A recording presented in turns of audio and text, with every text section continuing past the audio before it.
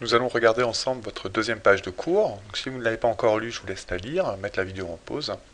Puis nous allons en parler. Donc, tout d'abord, une deuxième vision du produit scalaire, issue des propriétés que l'on a vues dans la page 1, c'est l'idée de projeté orthogonal.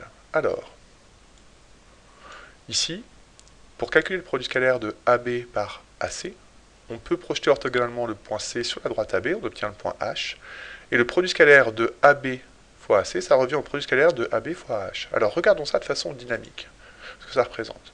Donc ici, on a le produit scalaire de U par V, AB par AC, calculé par GeoGebra, qui vaut dans ce cas-là 6. Eh bien, si je modifie le point C ici sur une droite perpendiculaire à la droite AB, regardez ici, le produit scalaire ne varie pas, vaut toujours 6, un petit peu partout. J'essaie de rester droit. Ici aussi, il vaut 6, ici aussi, il vaut 6, etc. Donc en fait, cette projection orthogonale du point C sur la droite AB va nous permettre d'avoir une autre vision du produit scalaire, et c'est ce qui est dans votre cours, ici, qu'on revient dessus. Le produit scalaire de AB par AC, il revient au produit scalaire de AB par H. Pourquoi? Je l'ai marqué là, ici. Ça vient de plusieurs choses. Premièrement, si on décompose le vecteur AC par la relation de Chasles en disant que AC, c'est donc AH plus HC, je peux appliquer ensuite la distributivité, c'est-à-dire la linéarité du produit scalaire. AB multiplié par AH plus HC, ça revient à AB produit scalaire par AH plus AB, le produit scalaire par HC. Or, mes vecteurs AB et HC, ils sont orthogonaux. Et ça, on l'a vu, le produit scalaire de AB par HC, ça donne donc 0. Donc il ne reste plus que le produit scalaire entre AB et AH. Donc c'est pourquoi ici, on a cette notion de projeté orthogonal qui arrive dans la vision du produit scalaire. Attention aussi, si mes vecteurs AB et AH sont de sens contraire, on obtient un produit scalaire ici qui va être négatif. Donc attention aux angles, on rappelle, pour un angle obtus, le produit scalaire va être négatif entre mes deux vecteurs. Vous avez ensuite des remarques, je vous laisserai vous y retrouver un petit peu dans ces notations.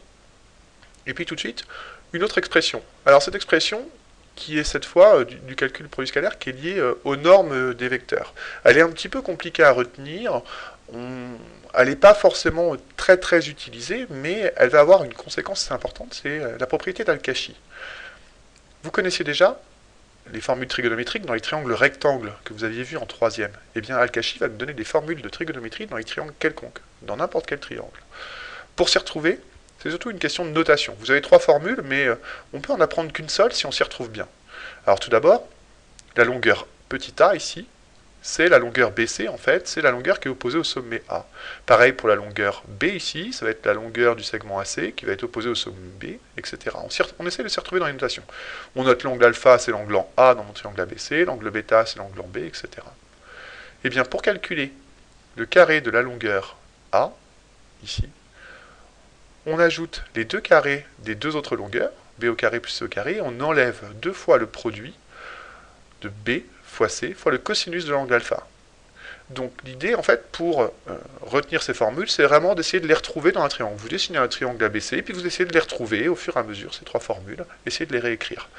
Elles vont permettre de calculer soit des longueurs, soit des angles, dans des triangles quelconques. Donc c'est plutôt intéressant, et ça va beaucoup plus loin que les propriétés que vous connaissiez en troisième, qui n'était valable que sur les triangles rectangles. Et enfin, une dernière expression dans cette page 2, qui est importante parce qu'elle est très simple en fait, c'est lorsqu'on a les coordonnées des vecteurs U et V. Le produit scalaire des deux vecteurs U et V, ça va être égal au produit des deux abscisses plus le produit des deux ordonnées, x fois x' plus y fois y'. Donc si on a les coordonnées des vecteurs, c'est relativement simple de calculer le produit scalaire entre ces deux vecteurs. Pour la dernière page de cours, vous avez donc des exemples. 4 exemples ici. Donc je vous laisserai y réfléchir avant de les corriger. Vous pouvez les faire quand vous voulez, donc soit après avoir lu le cours si vous pensez avoir compris, si vous voulez vous entraîner, ou soit au fur et à mesure des exercices que vous ferez. Les deux premiers exemples, ils utilisent les coordonnées des vecteurs, donc c'est relativement simple. L'exemple 3 et l'exemple 4 sont un petit peu plus compliqués à mettre en place, mais il s'agit aussi de s'y retrouver dans les propriétés du cours. Donc je vous laisserai regarder ça, vous aurez la correction de ces exemples en PDF, et bon courage.